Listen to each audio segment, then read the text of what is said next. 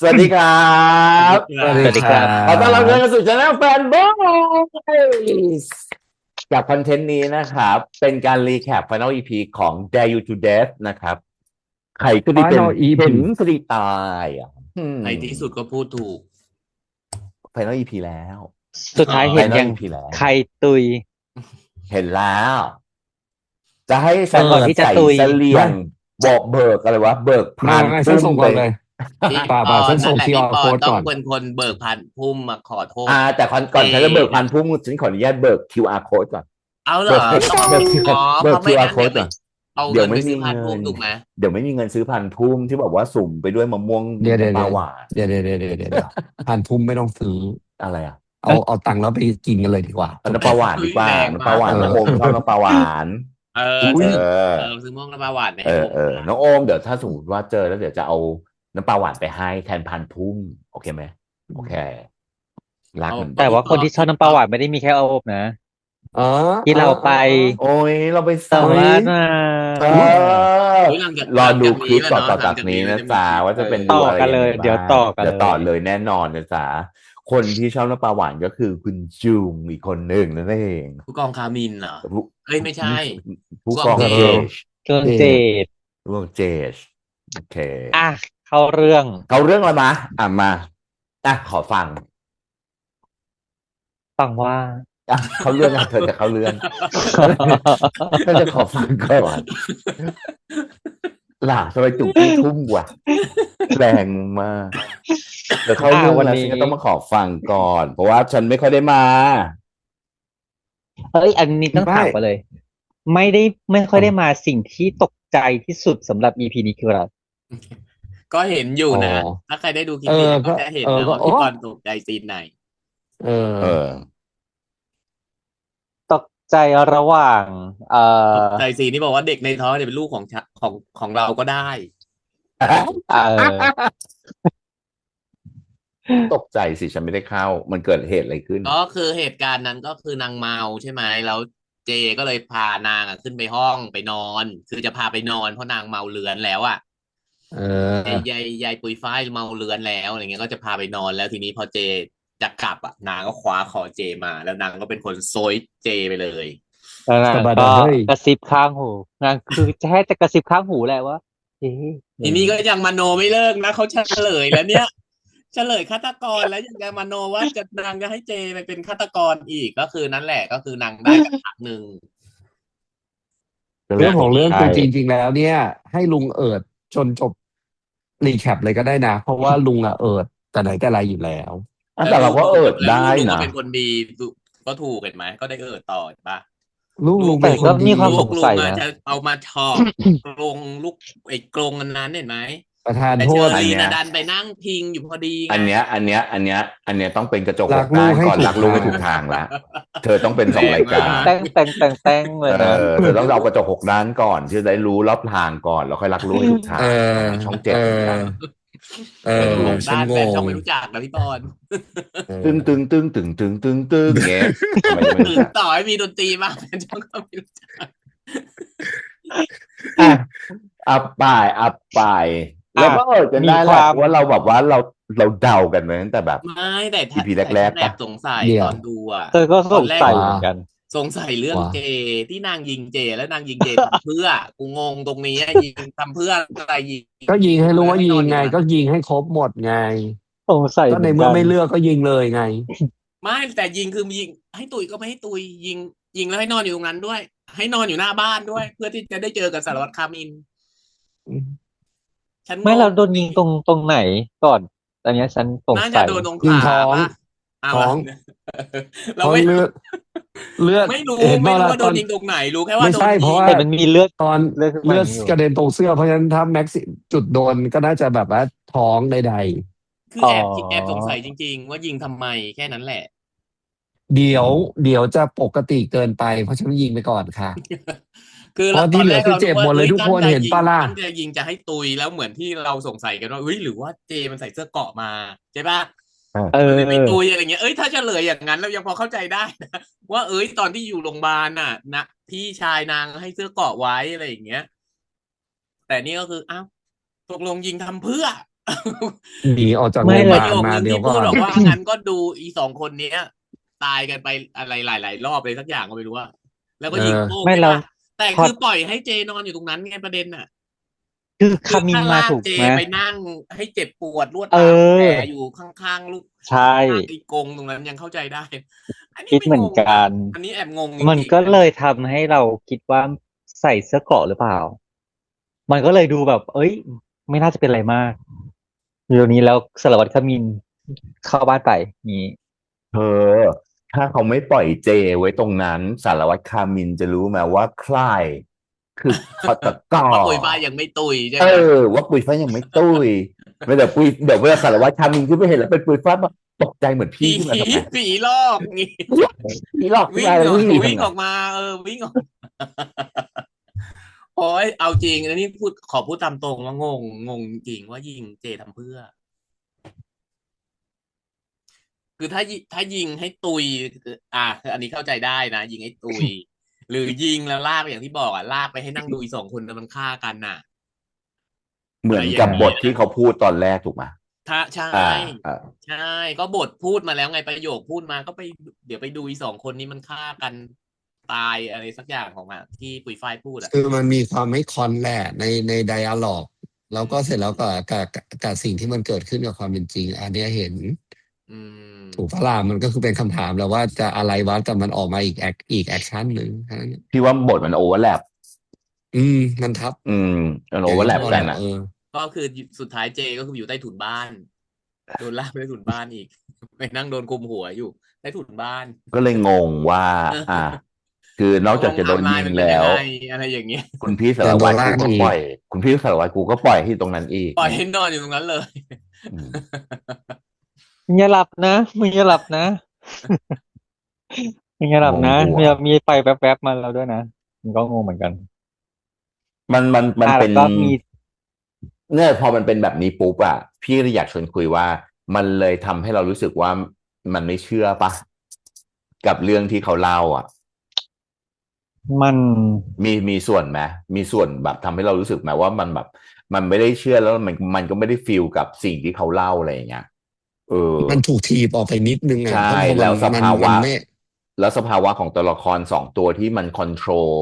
ทรลซีนอ่ะ มันเป็นสภาวะของเหนือจิตธรรมดา มันเป็นแบบโรคจิต หรือว่าแบบสภาวะที่มันเกินความปกติถูกป่ะมันมีความผิดปกติในสมองในอารมณ์ในการแสดงออกอะไรอย่างเงี้ย มันก็เลยดูยิ่งแบบเป็นอีกเลเยอร์หนึ่งที่ทำให้เราแบบเดิมเนี่ย เราเหมือนดูเวลาปกติเราดูซีรีส์เนาะเราก็เป็นหนึ่งในซีรีส์นึกออกปะ แล้วพอมาเจออีซีนแบบยิงเจอย่างเงี้ย ก็กูมาเป็นคนดูละเนี่ยว่ะพอเจอสภาวะของแบบตัวละครที่มันคุมแบบนี้ แล้วมันยังไม่ได้สร้างความเชื่อให้เราก็แบบออกมาอีกอ่ะ มันเลยดูว่าเรามาดูไกลๆอ่ะ คือถามว่าซีรีส์ทำให้ตื่นเต้นนะทำฉากได้หวัดเสียวอะไรเงี้ยอันเนี้ยให้ แต่มันจะงงในหลาย ๆ จุด อย่างเช่นสารวัตร2 คนน่ะสารวัตรกับผู้กอง ตำรวจเอาใหม่ ตำรวจ 2 คน นะตำรวจ2 คนนะคือมีฝีมือเป็นถึงแบบ well โอ้โห trained มาแล้ว จ ถูกไหม เวลเทรนแต่มาเจอกับ คุณหมอโรคจิต1 ชันสูตร คนกับนส1 คน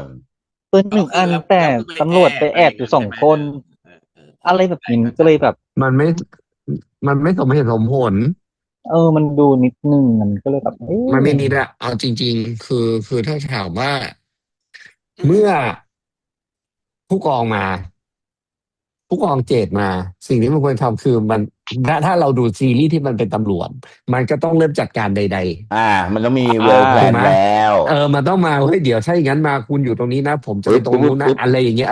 ปุ๊บปั๊บไปผมก็แบบมึงไปอยู่ด้วยกันทำไมวะ สมมติว่ามาอยู่สองคนพูดจะแบบ เฮ้ยเป็นตัวล่ออะไรอย่างเงี้ย คือมาอยู่ได้แต่ว่ามันจะต้องอยู่กันแบบเฮ้ยเดี๋ยวแผนของเราเป็นอย่างนี้ เดี๋ยวไปข้างบนแล้วอยู่ดูนี่อย่างนี้อย่างนั้นอะไรว่าไปให้มันใช้แบบสกิลของตรที่แบบเวลเทรนมาดูสำหรับคดีมาสืบคดี เป็นมือ1อะไรอย่างเงี้ย ฆาตกรโดยเฉพาะอย่างเงี้ยนึกออกมา มัน ต้อง เราดูฆาตกรมิตรใครคะ ลูกพี่เอง หมอหนึ่ง อย่างเงี้ย นักเรียนหนึ่ง นัก เนี่ย ศึกษาให้เวลหน่อย นักศึกษา หนึ่งอะไรเงี้ย มันเลยดูเป็นแบบ อ แล้ ย่าว ง จ ที่แช ริง มป์ ๆ บ ผู้ อก กอง แหละ เขตยังไม่รู้ด้วยซ้ำว่าปุยฝ้ายยังไม่ตุยใช่ปะ ใช่ คนที่รู้ก็คือสารวัตรคา เจ มินนะ เพราะว่าเจเป็นคนบอก ถูก แล้วแผนของตำรวจคืออะไรคะ เดิน เดี๋ย ขึ้ วน เรา ไป ไปล่อ เต็ม ให้ ต เขา รง แย ว่ะ กกันนะคะ เดี๋ยว เออ ให้ไปแยกกันนะคะ ขอโทษค่ะ เขาแยกกันอยู่แล้วค่ะ คนหนึงอยู่ข้างบน คนหนึ่งอยู่ข้างล่าง ฉันก็ ก็เขาแยกกันอยู่แล้ว ก็แยกกันไปเลยตำรวจ อย่างงี้ งงหัวเม็ดน่ะ ฉากเนียน เอ เพราะว่า อ เอา มัน เอา แบบ ตรง ๆ นะ พี่รู้สึกว่า 1 คือบทไม่ได้ทำงานกับเรา อืม อ่า บทมันไม่ บทมันไม่ได้เล่าเรื่องทำให้เราแบบ คือต่อให้ไม่ได้เล่าเป็นแบบ 1 2 3 แต่มันพอเอามาลากมาเรียงกันปุ๊บอะมันควรจะสร้างภาพให้เราเข้าใจได้ว่า อ๋อ 1 มันมาอย่างงี้เว้ย อย่างงี้เว้ย อย่างงี้เว้ย มันมีที่มาที่ไป อะไรอย่างเงี้ย อืม เราไม่ต้องการความสมจริง แต่เราต้องการความสมเหตุสมผล ใช่ คือไฟจะไหม้น้ำร้อนลวกบวกขึ้นบ้านใด ๆ ก็ได้ไม่ว่ากัน แต่ว่ามันจะต้องทำให้เราเห็นนะว่า อ๋อ ตัวละครนี้มันเข้ามาแบบไหนยังไงได้อย่างมีเหตุมีผลน่ะ อื ไม่ต้องสมจริงหรอก คือมึงจะบินเข้ามาก็ได้กูรู้พอบิกกูรู้ที่มาของมึงแล้วมึงบินมา มึงถูกยิงก็ได้เอาง่ายๆแหละขวานจามสุดท้ายของปุยฝ้ายอ่ะ แชมป์ จามโดนอะไรแชมป์ จริง ฉันยังงงอยู่เลยว่าลูกฉันเป็น ตอนแรกนึก ไอ ว่าร อ แบ น บ แมนเหรอ เฉาะประมาณนี้ เฉาะยังไงก็คือไม่เข้า แล้วก็ลุกขึ้นมาแทงได้อีก เนอะคือ เพราะ ขวาน มัน จา เสีย ม งมันแฉะลงไปแล้วนั่นน่ะ หรือว่าจาม แฉะ พลา ลง ด มาแล้ว โดนแล้วมัน ไม่ มี น่า เสียง มีเสียง มี แชม เสี ป์ ยง กรี๊ดขนาดนั้นเลยนะเมื่อกี้ ก็ แช นั่ ม น ป์ก ไง รี๊ดออ มั ก น มา เล เลย ยนะ มันเลยคือมันไม่เนาะ คืออาจจะโดนแต่ว่ามันแทนที่ว่ามันอาจจะไม่มีแรง เป็นโมเมนตัมว่าด้วยความนั้นมาแล้วแอะลงไปแล้วมันแค่แบบ ไม่น่า อะไรอย่างเงี้ย คือมันเอาจริง ๆ นะ ถ้ามันเปลี่ยนจากเอามีดมาแทงเป็นปืนยิงนะยังน่าสนใจกว่านี้เขาเรียกอะไรนะ ยังสมเหตุสมผลก เอา ว่านี้ ขวานมาจามมาเหรอ มันนอนยิงได้ถูกปะแต่อันนี่คือลุกขึ้นมายืนแล้วก็จิ้มฟึบเข้าไปตรงนี้อีกทีหนึ่ง หรือลุกขึ้นมาไม่ต้องเต็มตัว ไม่ต้องดูเป็นบอกคราม แล้ว ซีน ดู ข ยื นาน ด ขึ้น เนี้ย มา คือไม่ได้ดูจงใจว่าเป็นครามซีนแบบ หรื ตั อ ว จ ตรง ริง ขนาดนี้นึกออกปะ ๆหรือจริง ๆ ไม่ต้องให้เห็นแชมป์ข้างหลังก็ได้แต่โดนแบบเสือบก็มาอย่างเงี้ยให้แบบ อะไรอย่างเงี้ยกระเพกหน่อยหรือว่าทิ่มมันจากข้างล่างอย่างเงี้ย ก็ยังแบบ แล้ว คือยัง ถ่ายอีกมุมให้เห็นว่า อจริง โดนขวานจามตอนแรกนึกว่าจามตรงจุดจู่ด้วยซ้ำนะ แบบว่ากูแค้นอะไรอย่างเงี้ยแล้วก็เลยจามซะให้มันไม่ได้ไปแพร่พันธุ์ต่ออะไรอย่างเงี้ยในใจ อ๋อ เราคิดอย่างนั้น หรือเป็นแบบนั้น แช ไม่ มป์ แต่ ถ้าเป็นแบบนั้นนะ ขวา ลุกไม่ไหว จริงๆ นะค ลุ รั กไม่ บ ไหว คุณนึกสภาพ โดน ไม่ จาม ต้องขวานจามหรอก เอาตอนที่แบบว่าโดนกระทุ้งปุ๊บอย่างเงี้ย โดนเตะอย่างเงี้ย โอ้ย โจ เอาแค่พลาดไปโดนอ่ะ เราก็นอนกองเกิน แล้ว 1 นา จำ ที ได้ไหม ไม่ ต ข อน ยับ ที่ แล้วค่ะ ที่โรงพยาบาลหมอบอกว่าแชมป์เส้นประสาทตายเลยนะ ถึงขนาดเส้นประสาทตาย โดน แสด แค่ งว่ามัน พ ฟั ลาน ดอ่ะ ฟันเยอะนะโดนเข้าไปเยอะนะ ไม่แต่ว่าถ้าสมมติว่าเส้นประสาทตายนะ สิ่งที่มันจะเป็นคำตอบทันทีคือ ถ้ายืนนั้นไม่ make sense ถูก ใช่ไงถึงบอกว่าโด เอน อ ขวาน เพราะว่า จาม เพราะว่าถ้าเฉาะแล้วมันเส้นประสาทตายมันต้องตายเลยถูกไหม any มัน part จะ of ไม่ body ได้แบ เล บ ย โดน เอ ข อ วาน มันก็จะต้องฟัง เอาง่ายๆ ไม่ฟังก์ชัน ขวานนั้นขนาดนั้นถ้าจามแล้ว ยกไม่ขึ้นแล้ว ยืได้ขนาดแสดงว่าแค่เฉี่ยวติ่งหู เขาก็อาจจะถามเรา มันเป็นแผล เนาะ นิดนึงอะ ว่ามึงจะมาเอาจริงเอาจังอะไรขนาดนั้นนี่มันซีรีส์อะไรอย่างเงี้ยเนาะแต่เราก็ต้อง ไม่ พูด แต่ ตาม ว่า ตรง มันไม่ ไม่ได้เอาจริง make เอาจัง sense แต่ว่ามันไม่ได้สร้างความเชื่อให้เราแค่นั้นแหละ ถูก อืม ถูกเอาจริง ๆ ที่เราติงเนี่ยคือเรื่องต่อไปมันจะได้พัฒนาไง แล้วเราซีรีส์เราจะได้ดูแบบ อุ้ยมันทำขึ้นมาแบบขนาดนั้นมันจริงว่าอะไรอย่างนี้ไงได้ไง เข้าใจแล้วเขาจะคือมันเอาบอกตามตรงนะ EP เนี้ยมันดูปลอมไปหมดเลย ไม่ว่าจะบทที่เล่ามามันดูไม่จริงมันก็เลยส่วนตัวพี่นะพี่ก็เลยรู้สึกว่ามันดูปลอม สถานการณ์ที่เกิดขึ้นก็ดูปลอม CG ก็ปลอม อันนี้เอาคุยกันตรงๆเนาะมันไม่ได้ทำให้เรารู้สึกเล้าเหมือนแบบตอนเราดูซีรีส์อันเนี้ยเปรียบเทียบเพื่อให้เห็นภาพว่าสภาวะอารมณ์ที่เขาต้องการ อืม อยากให้คนดูมันรู้สึกกับสิ่งที่มันเอาพุทที่มันออกมาแบบเนี้ย มันไปไม่ถึง มันทำให้เราไม่ได้รู้สึกไปแบบตามสิ่งที่คุณอยากให้เรารู้สึกอะ ใช่ ช่ อยากให้เราตื่นเต้นอยากให้เรารู้สึกว่าเฮ้ยฮะอะไรไม่อ่ะมันแบบหึอย่างนี้มันดูไม่สมจริงเราก็ต้องพูดตามอืตรงมเนาะมันมันดูมันดูไม่จริงมันดูแล้วมันซีนมันไม่สมจริงจริงๆนั่นแหละมันไม่น่าเชื่อน่ะมันไม่น่าคือเชื่อจริงคือถ้าแฟลชกลับไปอีพีที่แล้วกัน ตอนจบสุดท้ายอะเซอร์ไพรส์สุดๆแล้วนักแสดงเอาออกมาให้เรารู้สึกว่าโหนี่แม่งโคตรเลียวอะอืมซึ่งมันจะเห็นตอนที่ๆ last previous ตอน episode อะ จากไลฟ์อีพิโซ previously ดเข้าอะใจได้อะไรอย่างเงี้ยแล้วเห็นไหมแล้วตอนที่หลานเดินออกมา อืมโอ้โหแล้วหน้าเวียดขนาดนั้นอะแล้วเราคิดดูแล้วมันถูกจบตึ้งตรงนั้นอะไอ้นั่นคือ3 คนที่ดูเจ๊กับป้ากันใหญ่เห็นไหมล่ะคือเรามีอารมณ์ร่วมอยู่กับมันจริงๆอะว่าเฮ้ยมันดูแล้วมันเลียวอะมันดูแล้วเรามีส่วนหนึ่งของตัวดูแล้วเราเป็นส่วนหนึ่งที่เรายังติดตามอยู่ แต่อันเนี้ยเราถูกถีบออกมาถูกถีบใหญ่ด้วยเพราะว่ามันไม่ได้สร้างความเชื่อให้เราอ่ะปกติตั้งแต่เจโดนยิงนั่นแหละเอาจริงๆอันนั้นคือสงสัยตั้งแต่ดูแล้ว เราข้ามไปประเด็นอื่นกันไหมไปเถอะ โอเค เราพอแล้ว เราอธิบายแล้วจบไปเราไปต่อ ถ้าเป็นซีนแบบพวกอย่างเงี้ยส่วนตัวชอบฉากที่แชมป์กับเชอรีนสู้กันอะอารมณ์มันได้อารมณ์ในการสู้แล้วแบบว่าคาดไม่ถึงว่าเฮ้ยอันนี้เฉาะไปแล้วอะไรยังรอดอยู่อันนี้ยังลุกขึ้นมาจิ้มสู้กันอะไรอย่างเงี้ยคือเราเดาทางไม่ได้ว่าใครจะตุยระหว่างแชมป์กับเชอรีนอะไรอย่างเงี้ยแล้วสุดท้ายเชอรีนก็โดนปาดเลือดกระเซ็นไป หนึ่งที่สงสัยที่แชมป์สงสัยตั้งแต่ตอนดูรีแอคไงสารวัตรจะยิงเจอรีนทำไม อันนี้ข้ามเรื่องนี้ไปนะอันเนี้ยสารวัตรน่ะสารวัตรน่ะฆ่าเชอรินทางอ้อมสารวัตรฆ่าลูกสาวฉันทางอ้อมลูกสาวฉันจก็จะรริงๆฆาอดแล้วตกแท้รตัวจริงคือสารวัตรนะ ๆคือเขาอุตส่าห์โอ้ยแชมป์ถือขวานลูกสาวฉันถือมีดยิงปุ้งให้เท่าเทียมโอเค อันเนี้ยรับได้ฉันอุตส่าห์เงียบๆไม่อันนั้นคือตั้งคำถามความนั้นเธอโรคจิตยังตั้งคำของฆาตกถามอีกนะรเนาะเรายังเข้าใจได้เนาะที่มันมึงเป็นผู้ชายกูยิงโป้งเพื่อให้มึงบาดเจ็บอันนี้เรายังไม่เเรายังออไม่ได้ไปเรายังไม่ได้เดินออกจากความไม่สมจริงใช่ไหมโอเคเรายังไม่เดินออกจากความสมจริงอ่ะโอเคฉันจะบอกแค่นี้แหละว่าฉันชอบตอนที่นางสู้กันในกรงอืมนี่ชอบแต่ว่า ซีนนั้น ถ้าพูดถึงซีนตรงนั้นนะเอาจริงนะลูกลุงโคตรเป็นคนดีเลยเนาะ ใช่ ลูกลุงโคตรเป็นคนดีเลยอะแบบคิดดูได้ที่ขนาดนั้นมาสุดท้ายมาสะเทือนว่ะ ลูกลุงก็ยังแสดงการถึงการถือขวานพร้อมจามอ่ะโดยที่อีกคนยังไม่ได้เริ่มเลยโคตรดีเลย โอ้น้องแสดงดี ดีลูกพี่คนดีเต็มเลยเห็นไหม ลูก ค พี่นไหน กับลูกโป่เป็นคนดี เนี่ย เป็นคนดีที่สุดเพราะช่วยผู้บริสุทธิ์ช่วยเหยื่อช่วยเหยื่อ ยิงปุ๊บโอเค โอเค next โอเค next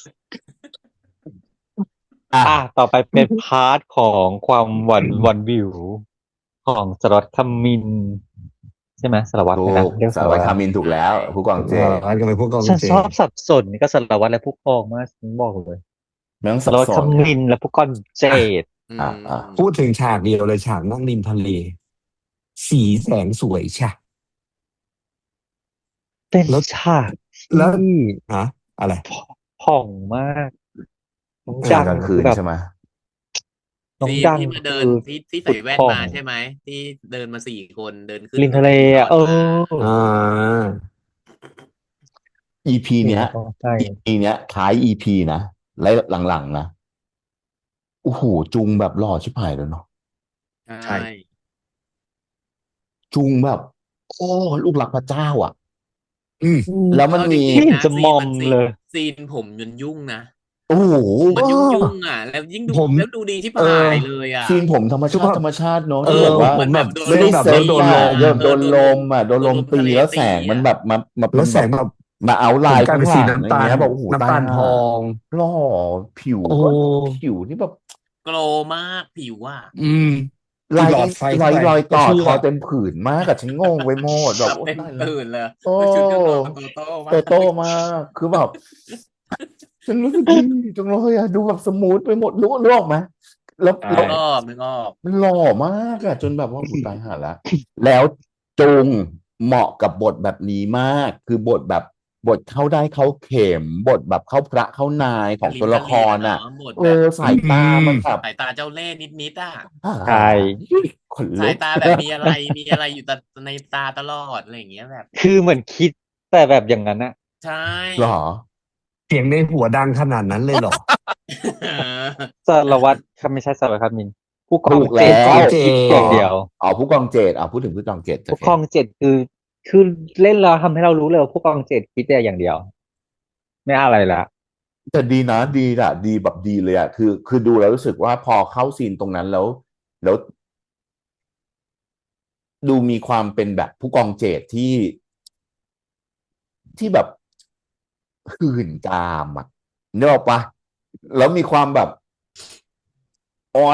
อยทนไม่ไหวกับตอนที่ มี มัน ความ อยู่ เจ้า ใกล้ เล่ห์ไปอย่าง อะไร ที่ อย่างงี้ สารวัตรคามินพูดไงว่าเจ้าเล่ห์ตลอดเวลา อะไรอย่างเนี้ยอะไรอย่างเนี้ย มันดูแล้วรู้สึกได้อะว่าแบบเขาเป็นคนคอยตักตวงความรักทุกวินาทีที่เวลาที่อยู่ได้อยู่ใกล้ อืม ๆสารวัตรอ่ะเขาไม่ได้อยากให้แบบว่า เพราะเอาอย่างนี้นะคือส่วนตัวพี่รู้สึกว่าคนพวกเนี้ยส่วนใหญ่นะไม่ว่าจะเป็นทหารตำรวจ หรือพวกนักผจญเพลิงนะสังเกตนะ ไม่ว่าจะเป็นคาแรคเตอร์นี้ในประเทศไหนๆก็ตามแต่พออยู่กับแฟนน่ะจะชอบสกินชิป แล้วก็จะชอบเก็บโมเมนต์ที่มันมีความสุข แล้วก็อยู่ด้วยกันตลอดเวลาให้ได้มากที่สุด เพราะว่าคนเหล่านี้เขาไม่รู้เลยว่าทุกครั้งที่เขาใส่เครื่องแบบแล้วออกไปจากบ้าน อยู่ น่ะ บนความเป็นความ เขาจะ ตาย กลับ อันตรายเนอะ มาได้หรือ มา เป ยังไง ล่า เพราะฉะนั้นเนี่ย ใช่ อีคาแรคเตอร์แบบเนี้ยมันสิ่งที่พี่บอกไงมันเลยทำให้รู้สึกได้ว่าแบบเนี่ยแม่งแบบมันฟีลได้ไงมันฟีลได้ความรู้สึกนั้นจริงๆอ่ะตอนที่แบบคนนี้อยากเก็บความรู้สึกกับคนที่เขารักคนตรงหน้าตรงนี้ให้มันได้ตลอดเวลาอะไรอย่างเงี้ยมันดูรู้สึกแบบมันได้อ่ะ ดูภาพ อ๋อ แล้วได้ มันเลยเป็นเหตุผลที่ว่าสารวัตรไม่ใช่สารวัตรกันผู้กองเจตเนี่ยกระลิมกระเหลี่ยไม่ใช่กระลิมเขาพูดอะไรนะเตาะ เออ ตลอดเวลาทุกส ตลอ ถา ด น เวลา ที่ ไม่ว่าจะเป็นคลามซีน อืม ก็ตาม ก็จะพูดถึงในโรงพยาบาลตอนที่ อย่า โอ พูด เค ได้ไหม เจนั้นอยู่ อย่าพูดเรื่องนั้น พอ โอเค จบ ถ้างั้นเราจะไม่พูดเรื่องนั้นแล้วนะเราจบนะเราข้ามเรื่องพวกนี้ไปแล้ว อ่า ถือว่าเรามีหัวข้อใหญ่ไปแล้ว อืม อืม ต่อไป มันเลยทำ น้อง ให้เราแบบมีความหมั่นไส้ตลอดเวลาที่แบบว่า เอ้ยต่อยอีกแล้วอย่างนี้ วันนะ ก็หน้าต่อก็ดูน้องดังเลย เนาะสารวัตรก็ดูแบบโอ้โหมันน่าห่วงอะ